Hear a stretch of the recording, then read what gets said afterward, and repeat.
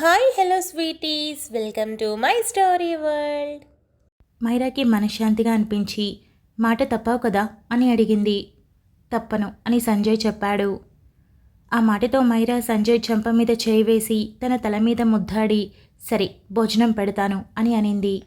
సంజయ్ వదలడంతో మైరా లేచి ప్లేట్లో భోజనం వడ్డించి ఇక దానికి సంబంధించి ఏ మాట మాట్లాడకుండా కడుపు నిండా తినిపించి చేతులు కడుక్కొనొచ్చి పక్కన కూర్చొని ఇది చేయడం మూలంగా ఒక వార్త బయటకొస్తే అటు వికాస్ వివేక్ కూడా వాళ్ళ జీవితంలో ప్రశాంతంగా ముందుకు వెళ్ళిపోతారు. అలాంటి వ్యక్తి మన జీవితంలో లేడు, అసలు భూప్రపంచంలోనే లేడు అనుకుంటే ఆ తృప్తి వేరేలా ఉంటుంది కదా అని అనింది. సరే చెప్పాను కదా, ఖచ్చితంగా నువ్వు చెప్పినట్టే చేస్తాను, కాకపోతే నాకు ఒక 2 డేస్ టైం కావాలి అని సంజయ్ చెప్పాడు. 2 డేస్ కాకపోతే 20 డేస్ తీసుకో, కానీ క్లియర్ చేసేయి అని మైరా చెప్పింది. సంజయ్ తల ఊపి ఇప్పుడు హ్యాపీనా అని అడిగాడు. సిరికి జరిగి 2 ఏళ్ళు అవుతుంది, కీర్తనాకకి ఇలా జరిగి దాదాపు 4 నెలలు అయి ఉంటుందా? అయింది కదా. ఇక నాకు జరిగి దాదాపు 3 నెలలు అవుతుంది. ఇంకా దాన్ని మనం ముందుకు మోసుకుంటూ వెళ్ళకూడదు. మామయ్య కోలుకున్నారు, ఇంట్లో సాకేత్ మారిపోవడమే కాకుండా పెళ్లి చేసుకుంటున్నాడు. అత్తయ్య మామయ్య సంతోషంగా ఉన్నారు. అన్నయ్య కూడా నార్మల్ అయిపోయాడు, పెళ్లి చేసుకుంటున్నాడు. అంతా బాగుంది, ఇప్పుడిక ఏ సమస్య లేదు. వాళ్ళు కూడా లేకపోతే అసలు ఏ సమస్య ఉండదు, అన్నీ మామూలు అయిపోతాయి అని మైరా అనింది.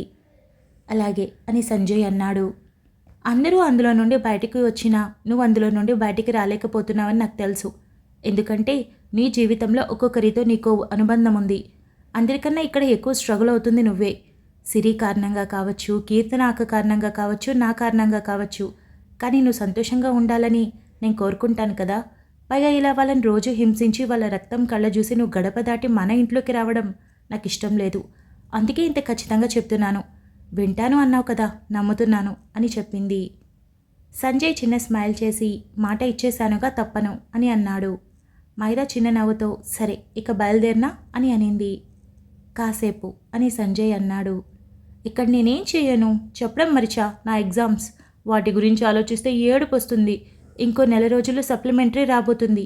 ముందు దానికి ఫీజు కట్టాలి, ఆ తర్వాత కష్టపడి చదవాలి, ఎగ్జామ్స్ రాయాలి అని మైరా ఏడుపు మొహం పెట్టి చెప్పింది. అయితే చదవకు అని సంజయ్ చెప్పాడు. నీకేంటి బాబు, చెప్పుకోవడానికి ఇక్కడ నుండి కిలోమీటర్ వరకు క్వాలిఫికేషన్స్ ఏవేవో ఉన్నాయి, నాకేం లేదు. రేపటి రోజు పిల్లలకు నేనేం చెప్పాలి, డాడీ ఏం చదువుకున్నాడు, నువ్వేం చదువుకున్నావు అని అడిగితే నువ్వు మాత్రం స్టైల్గా నీ క్వాలిఫికేషన్స్ చెప్పుకుంటే నేను ఇంటర్ అని చెప్పుకోవాలా? నోవే, కుదరదు అని మైరా అనింది. మైరా పిల్లల గురించి మాట్లాడగానే సంజయ్కి వెంటనే తన ఆలోచన పక్కకు వెళ్లడంతో బలవంతంగా అటువైపు నుండి మైరా వైపు చూస్తూ ఏం పర్వాలేదు అని అన్నాడు. అబ్బా ఆశ దోశ, నేను అసలు ఒప్పుకోను. మనం బయటికి వెళ్ళినప్పుడు నీ పక్కనే నేను ఆనాలి కదా. అసలే హైట్ కష్టం, వెయిట్ కష్టం, గ్లామర్లో నీకన్నా ఎక్కువే కదా అని అడిగింది. సరే నాకంటే అందంగా ఉంటావు అని సంజయ్ నవ్వుతూ అన్నాడు. ఒప్పుకోవాలి, బలవంతంగానే ఒప్పిస్తాను. కానీ చదువు విషయానికి వస్తే నీకంటే బాగా తగ్గిపోతాను. నేను రాస్తాను, నువ్వే నాకు పోయినసార్లు గైడ్ చేయాలి.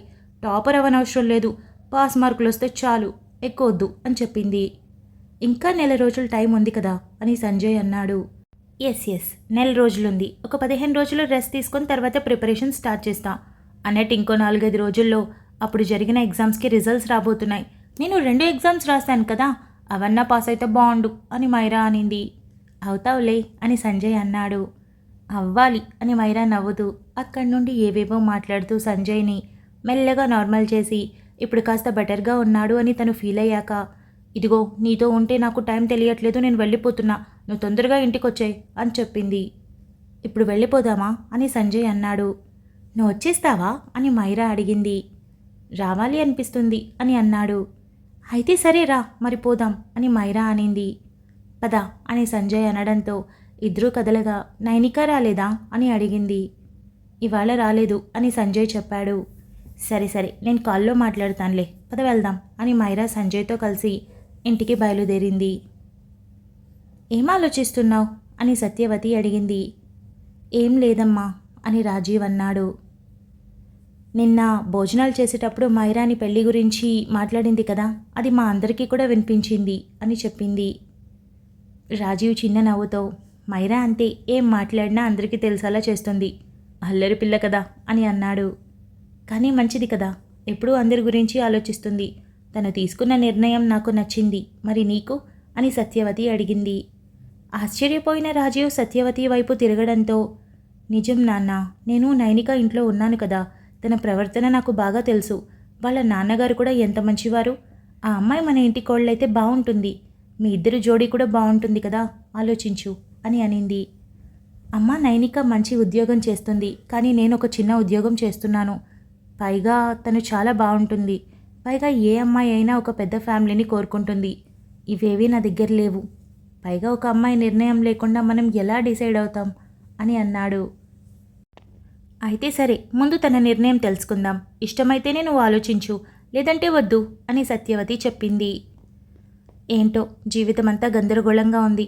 నాకు అసలు ఇప్పుడు పెళ్లి మీద ఆలోచన లేదు అని రాజీవ్ అన్నాడు. నీకు లేదు, కానీ నీతోటి పిల్లలందరికీ పెళ్ళిళ్ళు అవుతున్నాయిగా. నిజానికి నీకన్నా సాకేత్ చిన్నోడు, తనకి కూడా పెళ్ళైపోతుంది. నువ్వు కూడా చేసుకోవాలి కదా నాన్న అని సత్యవతి అడిగింది. సరే, ఆలోచిస్తానులే అని రాజీవ్ ఒక మాట అనడంతో అసలు ఆలోచించడని సత్యవతికి అర్థమై, సరే నేను టీ పెట్టి తీసుకొస్తా అని అక్కడి నుండి వెళ్ళింది. కిచెన్లోకి వెళ్ళిన సత్యవతి అప్పటి వరకు చేతిలో ఉన్న ఫోన్ చెవి దగ్గర పెట్టుకొని, విన్నావా అని చిన్నగా అడిగింది. విన్నానా ఆంటీ అని నైనిక నవ్వుతూ, మీరు చాలా తెలివైనవారు అని అనింది. నువ్వు ఫోన్ చేసి ఎంతో పద్ధతిగా విషయం చెప్పావు. అలాంటప్పుడు నేను వాడి మనసులో ఉన్నది కనుక్కోకుండా ఉంటానా? పైగా నువ్వు నాకు బాగా నచ్చావు కదా, అందుకే అడిగాను. వాడికి ఇష్టం ఉన్నట్టుంది, కాకపోతే ఇద్దరి మధ్యన పొంతన చూస్తున్నాడు. వాడు నీకన్నా చిన్న ఉద్యోగం చేస్తున్నాడు. పైగా నువ్వు చాలా బాగుంటావు. ఎలా ఆలోచిస్తున్నట్టున్నాడు. ఆలోచించు నైనిక, ఇవేవి సమస్య కాదు అనుకుంటే నా కొడుకుని పెళ్లి చేసుకో. లేదంటే రేపటి రోజు ఇవి సమస్యలుగా మారుతాయి అని అనుకుంటే మాత్రం ఈ పెళ్లి వద్దు. ఎందుకంటే భార్య అన్న తర్వాత భర్తని అర్థం చేసుకోగలగాలి. అలా కాకుండా నువ్వు నాకన్నా తక్కువ అని భేదం చూపిస్తే ఏ మగాడు దాన్ని భరించలేడు అని సత్యవతి చెప్పింది. అయ్యో ఆంటీ, మీరింకా సరిగా ఆలోచించట్లేదు. చిన్న ఉద్యోగం ఎందుకు చేస్తున్నాడు? సంజుకి కనిపించకూడదని అనుకున్నాడు కనుక దూరంగా ఉంటూ ఒక చిన్న ఉద్యోగం చేసుకుంటూ ఉన్నాడు. కానీ ఇప్పుడు బయటకు వచ్చేశాడు కదా, ఇక ఉద్యోగం చేయాల్సిన అవసరమే లేదు. చెప్పాలంటే డైరెక్ట్గా సంజు దగ్గరే జాయిన్ అయిపోవచ్చు. లేదు అనుకుంటే మంచి కంపెనీలో ఖచ్చితంగా జాయిన్ అవుతాడు. ఏమవుతుంది? ఇకపోతే మీ అబ్బాయి మంచోడు, చూడటానికి బాగుంటాడులే. అందుకే కదా ఆలోచించి ఒప్పుకున్నాను. నన్ను పెళ్లి చేసుకునేవాడు కేవలం నన్ను మాత్రమే కాదాంటీ, మా నాన్నని కూడా ఒప్పుకోవాలి. అలాంటి వాళ్ళు దొరికే నేను ఇంతవరకు మా నాన్న ఎన్ని పెళ్లి చూపులు చూసినా పెళ్లి చేసుకోలేదు. కానీ రాజీవ్ అయితే అలా కాదు. ఎందుకంటే నేను మిమ్మల్ని బాగా చూసుకుంటాను కనుక రాజీవ్ మా నాన్నని బాగా చూసుకుంటాడు. ఆ నమ్మకం నాకుంది. హ్యాపీగా మనం కలిసే ఉండొచ్చు అని నైనిక చెప్పింది. నీకు ఇష్టమైతే నాకు ఇష్టమేరా. వాడితో ఒకసారి నువ్వే కలిసి మాట్లాడు, నువ్వే ఒప్పించు అని అనింది. అలాగే ఆంటీ, ఇక నేను చూసుకుంటానులేండి అని నైనిక చిన్న నవ్వుతో చెప్పి బాయ్ ఆంటీ అని చెప్పింది.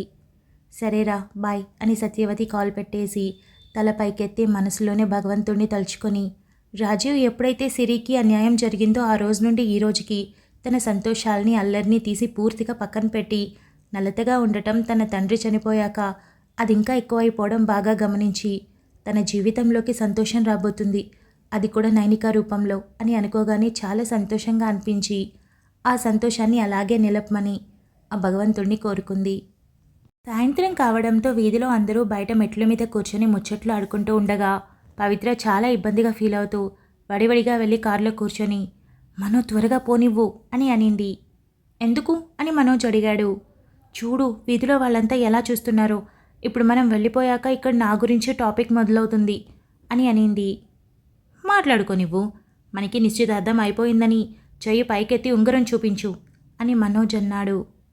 అయ్యో అలా కాదు, ఒకప్పుడు ఏమనుకునేవాళ్ళు అంటే ఎవరినో ప్రేమిస్తుంది అందుకే అతని కారులో తిరుగుతుంది అనుకునేవారు. ఇప్పుడేమనుకుంటున్నారో తెలుసా, డబ్బున్న వాడిని పట్టేసింది అని అంటున్నారు. ఈ మాటలు వస్తాయనే నాకు నిన్ను ప్రేమించినప్పుడే తెలుసు అని పవిత్ర చెప్పింది. మరి తెలుసు కదా, ఇంకెందుకు పట్టించుకుంటావు? అయినా కాబోయే మొగుడుతో కాకుండా ఎవరితో బయటికి వెళ్తావు? ఏంటో నేనెప్పుడు ఇలాంటివి చూడలేదు తెలుసా అని మనోజ్ అన్నాడు. ఎలా చూస్తావు? మీ ఇంటికి ఇంత పెద్ద కాంపౌండ్ వాల్ ఉంటుంది, పక్క ఇల్లు ఎలా ఉంటుందో కూడా తెలియదు. మరి నీకు ఇలాంటివి తెలియవు. కానీ మాకలా కాదు. సాయంత్రం 5 గంటలు దాటిందంటే ఇంట్లో ఉన్న ఆడాళ్ళంతా వచ్చి బయట మెట్ల మీద కూర్చొని పెద్ద పెద్దగా అరుచుకుంటూ సరదాగా నవ్వుకుంటూ మాట్లాడుకుంటారు. చిన్నగా ఉన్నప్పుడు నాకు నచ్చేది, ఎందుకంటే మా అమ్మ వాళ్ళంతా మాట్లాడుకుంటూ ఉంటే మేము బయట ఆడుకుంటూ ఉండేవాళ్ళం. కానీ పెరిగే కొద్దీ చెప్పుడు మాటలు ఎక్కువ అవ్వడంతో చిరాకొచ్చేసింది అని అనింది. ఇట్స్ ఓకేలే, నువ్వు పట్టించుకోకు అని మనోజ్ చెప్పాడు. ఇదిగో ముందే చెప్తున్నా, నేనేమీ ఆస్తిని చూసి మీ అంతస్తుని చూసి ప్రేమించలేదు. అసలు ఎలా ఇష్టం మొదలైందో నాకు కూడా తెలియదు. ఎలా ఇంత దూరం వచ్చానో. ఆస్తి చూసి ప్రేమించానని మాత్రం ఎట్టి పరిస్థితుల్లో అనుకోవద్దు. ఎప్పుడైనా కూడా ఇలాంటి ప్రస్తావన మాత్రం తీసుకురావద్దు. మర్చిపోకు. అలా కనుక అన్నావనుకో, ఆ క్షణమే నేను నీ దగ్గర నుండి వెళ్ళిపోతాను అని చెప్పింది. నువ్వు ఆస్తి కోసం వచ్చావని అనకూడదు, అంతే కదా? సరే అనను.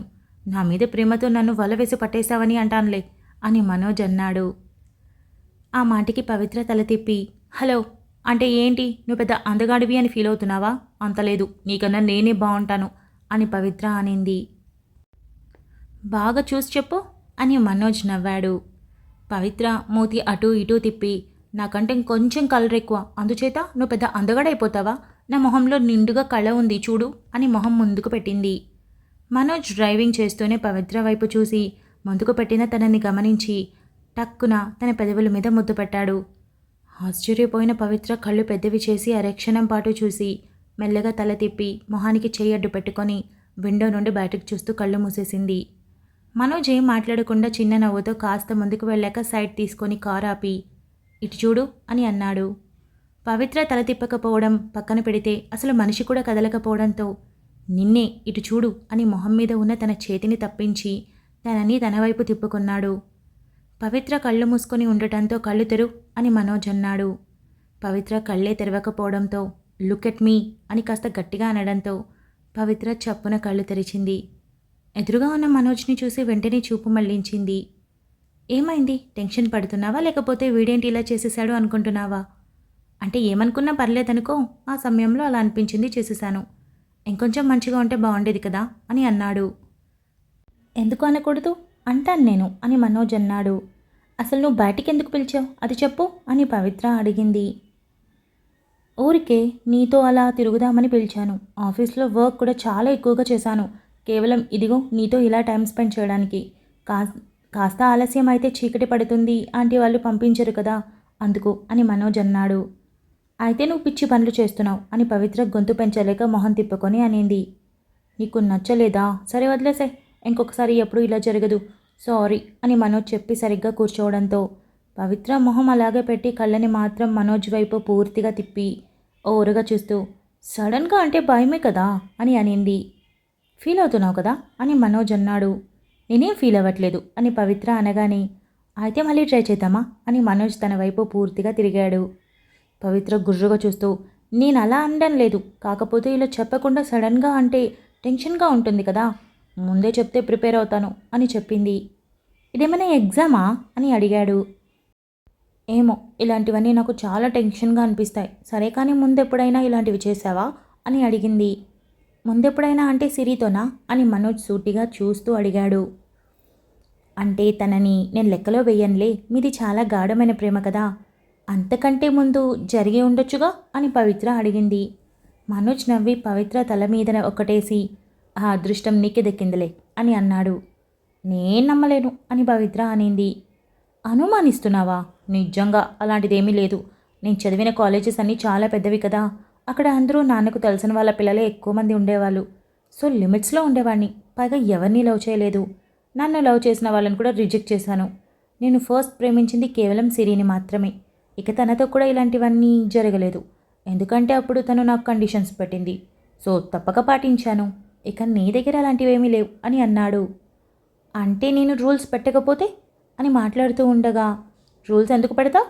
చాలా ఎక్కువగా ప్రేమిస్తున్నావు కదా, అటువంటప్పుడు నాకు రూల్స్ ఎక్కడి నుండి వస్తాయి అని పవిత్ర ముక్కు పట్టుకొని మొహం పక్కకు తిప్పి బుగ్గ మీద ముద్దు పెట్టుకొని, నీ దగ్గర నాకు ఏ రిస్ట్రిక్షన్స్ లేవు, నువ్వు కూడా అలాంటివేం ఊహించుకోకు, ఉండవు, అసలే ఎంగేజ్మెంట్ అయిపోయింది, అసలు ఉండవు. అయినా ఈ ఆర్గ్యుమెంట్ ఎంత, ఒక 10 రోజులు అంతే కదా, పెళ్ళైపోతే అప్పుడు ఇలాంటివేవి ఉండవు, అర్థమైందా అని మరోసారి తన బుగ్గ మీద గట్టిగా ముద్దు పెట్టి, మధ్యాహ్నం నీతో టైం స్పెండ్ చేయడానికి వర్క్ చేస్తూ లంచ్ కూడా చేయలేదు, ఏమైనా తిందాం అని కార్ స్టార్ట్ చేశాడు. పవిత్ర తల ఊపి ఈ వేషాలే వద్దనేది, తినకుండా పనిచేసి కోట్లు సంపాదించాలా? మీ పెద్దాళ్ళంతా ఇంతే, ఉన్న డబ్బు సరిపోక ఇంకా సంపాదించాలని తపన ఎక్కువ అని అనడంతో మనోజ్ నవ్వుకుంటూ తన కబుర్లలో పడిపోయాడు. ఇంటికి వెళ్ళిన తర్వాత మైరా తనే ఎంతో కష్టపడి అందరి కోసం కాఫీ తయారు చేసి అందరి చేతికి ఇచ్చి ఆఖరిగా సంజయ్ కోసం తీసుకొని వెళ్ళింది. సంజయ్ కాఫీ టేస్ట్ చేయగానే మళ్ళీ నువ్వే పెట్టావు అని అన్నాడు. అవును, ఎలా ఉంది? పర్లేదా? నేర్చుకుంటున్నా కదా అని మైరా అనింది. 85 మార్క్స్ ఇవ్వచ్చు అని సంజయ్ అన్నాడు. వావ్, డిస్టింక్షన్ కదా, ఓకే ఓకే అని అనింది. సంజయ్ టీ తాగుతూ ఉండగా పక్కనే కూర్చొని, సరే చెప్పు, ఎప్పుడు ఈ మ్యాటర్ని క్లోజ్ చేస్తావు? నువ్వు క్లోజ్ చేసే వరకు నేను నిన్ను విసిగిస్తూనే ఉంటాను అని అనింది. చెప్పాను కదా 2 రోజుల్లో ఆలోచిస్తానని అని అన్నాడు. అంటే ఈ 2 రోజుల్లో తుక్కుగా కొట్టేస్తావా వాళ్ళని అని అడిగింది. అందుకు సంజయ్ నవ్వి, ఊపిరి కూడా తీసుకొనివ్వవా అని అన్నాడు. సంజు, నేను ఈ విషయంలో కాస్త స్ట్రిక్ట్గా ఉండాలనుకుంటున్నా. తొందరగా దీన్ని క్లోజ్ చేసాయి. అది ఎప్పుడు ఏంటి అని నాకు త్వరగా చెప్పు. త్వరగా అంటే ఎప్పుడో 10 రోజుల తర్వాత కాదు, కాఫీ అయ్యేలోపు అని చెప్పింది. అవసరం లేదు, రేపు రాత్రికి అని సంజయ్ చెప్పాడు. వావ్, రియలీ అని మైరా ఎగ్జైట్ అవుతూ అడిగింది. Thank you so much for listening guys. Update నచ్చినట్టయితే లైక్ చేయండి, షేర్ చేయండి, కమెంట్ చేయండి, అలానే సబ్స్క్రైబ్ చేసుకోండి. వచ్చేసాను ముచ్చట్లకి. ఫస్ట్ మనం ఒకటి మాట్లాడుకుందాం. ఎలా ఉన్నారు అందరూ? చాలా రోజులైంది ముచ్చట్లు మాట్లాడుకొని. అట్లనే ఉంది నాకైతే. మీకు ఎలా అనిపిస్తుందో? మిస్సింగ్ ఫీలింగ్ తెలుస్తుంది. Because of half day schools నా దుంప దించుతున్నాయి. అప్డేట్స్ రెడీ చేసుకోవడానికి నాకు టైం సరిపోవట్లే. సో అందువల్ల నేను ముచ్చట్లు చెప్పడం లేదు. ఆ 2 minutes కూడా నాకు పనికొస్తుంది కదా అనే ఉద్దేశం. ఇక ఈ అప్డేట్ ఎలా అనిపించిందో కమెంట్ చేయండి. ఇకపోతే లాస్ట్ అప్డేట్ కమెంట్స్ గురించి మాట్లాడితే ఇంకో అప్డేట్ అడిగారు. అది రామ్ స్టోరీ గురించి. బట్ ఇవ్వలేనబ్బా, సండే కదా ఇవాళ. సో కొంచెం కష్టం. చూద్దాం, రేపు వస్తుంది కదా. సో మీరు ఎక్స్పెక్ట్ చేసినట్టే మంచిగా ఉంటుంది. వాళ్ళ మధ్య కాన్వో కూడా చాలా బ్యూటిఫుల్గా ఉంటుంది. ఇక్కడ నుండి స్టోరీలో ఇన్నోసెన్స్, ఆ ప్యూర్ లవ్, ఆ గమ్మత్తు, ఆ ఫ్రెష్నెస్, ఒక మంచి కపుల్ మధ్య ఉన్న ఆ ఫ్రెష్ లవ్ ఉంటుంది కదా, అదంతా చాలా బాగా కనిపిస్తుంది మనకి. సో ఇక్కడ సీత ఇలా మాట్లాడింది. మరి రామ్ ఏం మాట్లాడతాడో, సీత అందుకో ఒప్పుకుంటుందా ఒప్పుకోదా, ఫ్యామిలీస్ ఏం డిసైడ్ అవుతాయి, ఇదంతా మనం ముందు చూద్దాం. అండ్ రామ్ విషయంలో ప్రగతి ఎందుకంత స్ట్రిక్ట్ ఉంది అన్నది మీకు అర్థమయ్యే ఉండాలి.